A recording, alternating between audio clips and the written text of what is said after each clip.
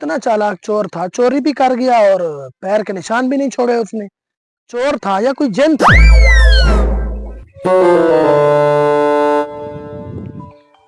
अस्सलाम वालेकुम भाईजान। वालेकुम अस्सलाम। खैरियत से रुके हैं भाईजान। यार चोर चोरी करके गए हैं, उसके पैरों के निशान ढूंढ रहा हूँ, मिल भी नहीं रहे। भाईजान आप ऐसा करें, सीसीटीवी कैमरा लगा लें, उसमें आपको पूरा चोर नजर आ जाएगा। यहाँ मट्टी में आपको चोर के पैर के निशान नजर नहीं आएंगे। चलो आप पैरों का निशान ढूंढो, मैं अब जा रहा हूँ, चलता हूँ। ठीक है, अस्सलाम वालेकुम। अंदाज है क्या? रोड के बीच में वो एक तो पत्थर बिछाए हुए हैं रोड में। क्या कर रहे हो रोड पे, इधर गिर रहे हो क्या? अंधे हो, नजर नहीं आता आपको?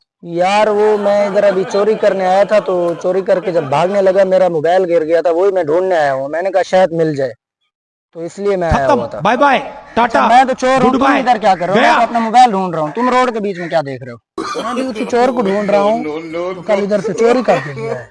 अच्छा, तुम हाथ तुम मालिक छोड़ो।